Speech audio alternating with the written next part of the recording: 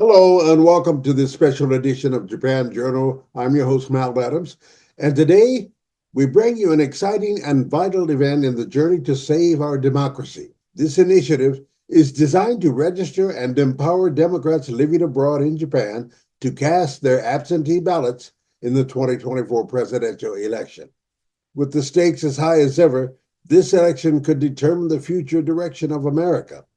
Democratic Party nominee Kamala Harris and her running mate, Vice Presidential nominee Tim Walz, represent our best hope for preserving the ideas of democracy, justice, and equality. In a world facing rising threats to democratic institutions, we must act now.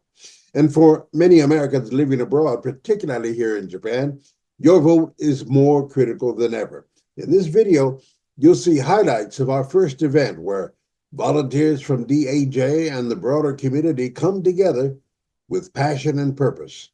We're working tirelessly to ensure that every eligible American voter living in Japan gets registered, votes, and has their voice heard in this election. Now is not the time for complacency. I'm calling on every eligible voter to join us in this effort. Our democracy depends on your participation.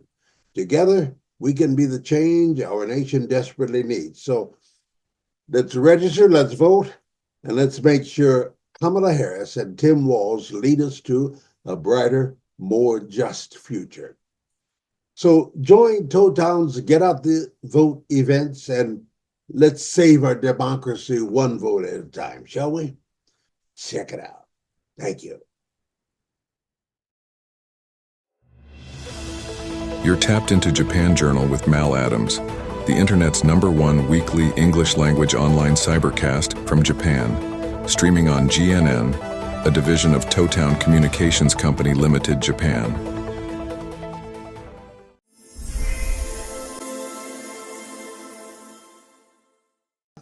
Good day, everyone, and welcome to another edition of Japan Journal. I'm your host, Mal Adams, here on the internet's #1 weekly English language online cybercast from Japan, Japan Journal, coming to you from beautiful downtown Kakegawa City in Shizuoka Prefecture, at the center of the Japanese archipelago. And my guest today is a young lady who I've met recently and worked with here, representing Democrats abroad Japan, Anna Costello. Welcome to the show. Yes, thank you. Thank you for having me. My Happy to pleasure. be here. Thank you. I'm just so thankful of your support of my first Get Out the Vote activity in Tokyo at the Legacy Foundation Lounge above the Soul Food Restaurant. And our good people, LaTanya Whitaker and her husband David, who hosted us. Thanks so much for participating. That was a good first event for me. Yeah, that was wonderful. Thanks so much for helping to organize. That was fantastic. Most of the people there were based in Tokyo who came out to volunteer support, correct? Yes. Yeah, well, as the event was in Tokyo, that would have been part of most of the members would have been from our Kanto chapter who are in Tokyo, biggest city in Japan. So, Got it. Okay. yes. So, describe the rest of DAJ as it is a part of Democrats Abroad in general. And how many chapters do we have in Japan, Yes. particularly? Yes. So Democrats Abroad Japan encompasses all of Japan. So all the way down from Okinawa to all the way up to Sapporo, Hokkaido. We currently have 3 chapters within Japan. So we have, I mentioned previously, the Kanto chapter. So focused on the Kanto area of Japan, like Tokyo, Chiba, Saitama, Kanagawa. Then we also have the Tokai chapter, which I believe you are a part of. And so that would be Nagoya, Aichi, Shizuoka, that area. And then we also have the Kansai chapter. So that encompasses the Kanto region of Japan, or sorry, the Kansai region of Japan, Kyoto, Osaka, Kobe. Yeah. For the other areas of Japan, we do have, they are put into regions, for example, Southwest Honshu, Kyushu area, Okinawa is part of the Kyushu area. And let's see, it would be Southeast Honshu. So basically, the ways that those work is if there are a certain amount of members who are interested in kind of forming up like a small group of leadership in that area, they can choose to form a chapter. There's a bit of a process involved, but basically, if there's enough members who wish to start a chapter, they can do so following the process. So we've gotten the areas Kanto, Kansai, and Tokai so far. But for the other areas that don't have chapters, they can have members to represent them. So, for example, we do have a member at large for Hokkaido at the moment. Okay, very interesting. And Yes. a little bit more about you personally. How did you get, Mhm. first of all, what brought you to Japan? How long have you been here? And how did you get involved and end up being chair of the Democratic? Uh, sure. Yeah, so I came to Japan a little over 10 years ago. And I wanted to experience working and teaching here. So I've been continuing to do so. I first became involved with Democrats abroad. It was in 2000. Well, actually, previously, for the 2016 election, I remember that I registered to vote thanks to the Democrats' service, votefromabroad.org, which we'll be talking more about later.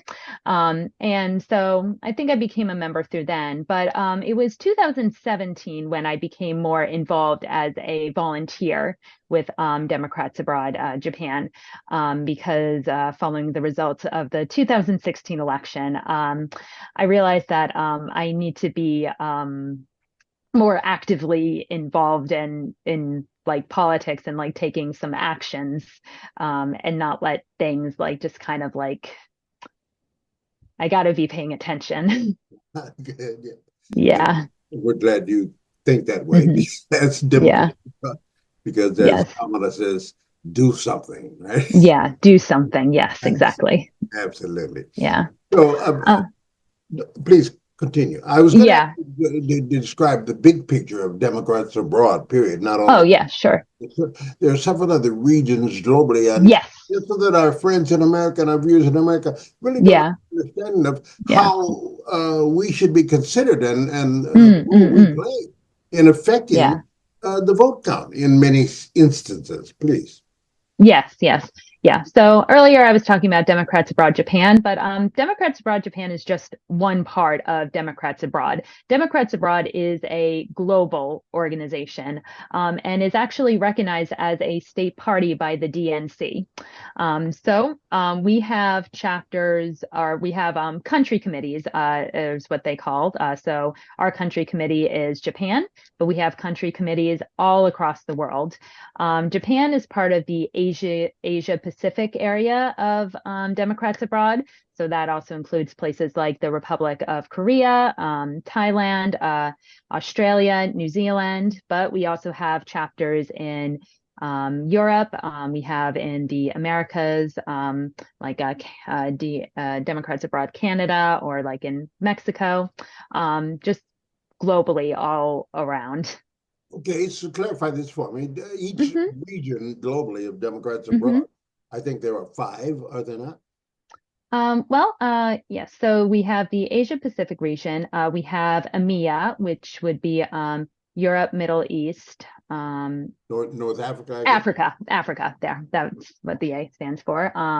Then there's the Americas, and there is. My question leads to the Mhm. fact you mentioned that the Democratic National Committee recognizes each region as a state, is it not? So do we represent five states? Do Oh, we no, no, no, no. One. one state? Democrats Abroad as a whole is a state party, Okay. or So recognized as a state I was party. nominated to run as a candidate, a potential delegate to the convention, and I'm wondering, so how many delegates did we actually have representing Democrats abroad in this past election, in the past convention?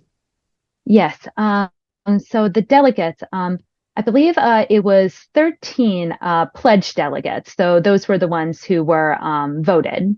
And then, but I believe overall we had 24 delegates, and they also included our Democrats Abroad DNC members, and also our our international chair and vice chair. Great. Okay. So Yeah. now that we set the table and people who had not known do understand that the role that we play as Americans living abroad, how would you describe uh, our role generally in terms of the contribution and the potential that we can make and contribute to the election of our ticket? Well, Democrats Abroad helps amplify the voice of all Americans living abroad, and helps allow them to let their voice be heard and participate in democratic activities. There are several issues that are unique to Americans who live abroad. For example, the issue of taxation, there's concerns with Medicare, just some specific issues that affect Americans abroad specifically. So we want to help. Sorry.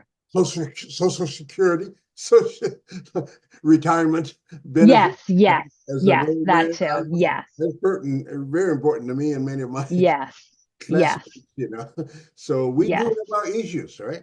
Yes, yeah. Like I said, there are unique issues that Americans abroad face specifically. So, and as U.S. citizens, we have the right to vote. So we want to help every American living abroad know that they have that right to vote and that they exercise it. Okay. And so, as I mentioned before, we have the site votefromabroad.org, which was service developed by Democrats Abroad to help make the process of going through the process of registering to vote and requesting absentee ballot easy. Okay. So where do we stand right now with just a few weeks until the election time? Describe the urgency of those who have yet to register or apply or send for their ballots. What should they do now, independent of our Get Out the Vote events? They can take steps on their own by going to where? Yes, they can go to www.votefromabroad.org. If they have not registered to vote or requested their ballot, they can go to that site and fill out the federal postcard application to get that taken care of. Okay. And every American can also remind their friends and family, whether they're living in America or whether they're living abroad, remind them to vote, tell them about the site, and remind them about the importance of this election and exercising their voice. Very good.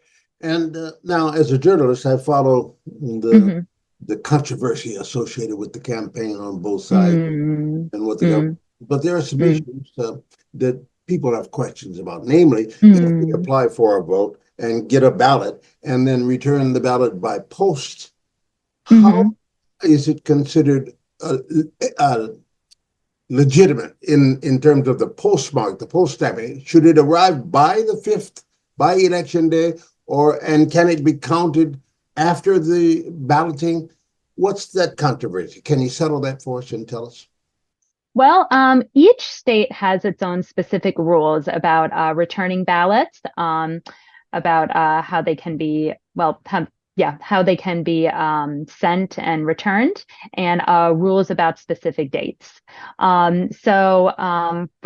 So one state might have a different rule than another state. It's always by state. So for example, I'm a New York voter. So I have to mail in my ballot. There are some states where you can email in your ballot, or they have the system for that. But for New York, you always have to mail in your ballot. So the rule for New York, I believe, is the ballot needs to be postmarked on November 5th, but then it needs to be received within it needs to be received within 2 weeks by your local election official. Okay, great. I think California Yes. is, and for those who are abroad and don't understand that, you are considered a member of the state from which you came to Japan. Your last residence in the U.S. is where you. Yeah.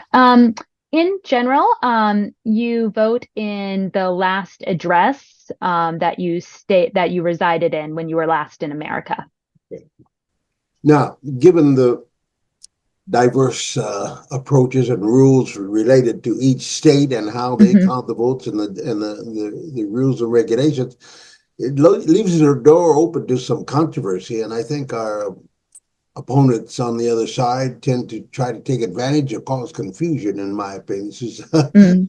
my editorial comment regarding that. And so that's what's Mm-hmm. happening in the news right now, particularly with regard to some of the very important swing states. Mm-hmm. Pennsylvania has announced that there are some legal challenges in Mm-hmm. the questioning the veracity of the ballots that have been received and Mm-hmm. whatnot, and it's a concern that Mm-hmm. they will try to clog up the waters with legal challenges. What do you understand about that, and how would you describe the urgency of this particular effort Mm-hmm. by the Republicans? Well, what everyone should understand that is overseas voters, which also includes military voters, we're protected by an act. It's called UCOVA, UOCAVA, and that stands for the Uniformed and Overseas Citizens Absentee Voting Act. So, as overseas voters, we have protections from this based on this act, which was developed in 1986. So, this system has been put in for decades. So, so, so Republicans coming in to make challenges to this act at this state, this has been in place for a long time, and it's not just that anybody who asks their local election official for a ballot receives a ballot. No, there's a process for it. The local election official receives their application for they're registered to vote. They check, and there's a process, and like each ballot for like each state is also specific. So it can be very difficult to replicate. So the idea that there's some sort of fraud going on from overseas voters. Yeah. Sorry? I say it's a little bit far-fetched to believe Yeah. that there'd be some And illegal and it activity. just and it just seems that maybe Republicans know the power of the overseas vote. They see what they remember 2020, so they're just looking for ways.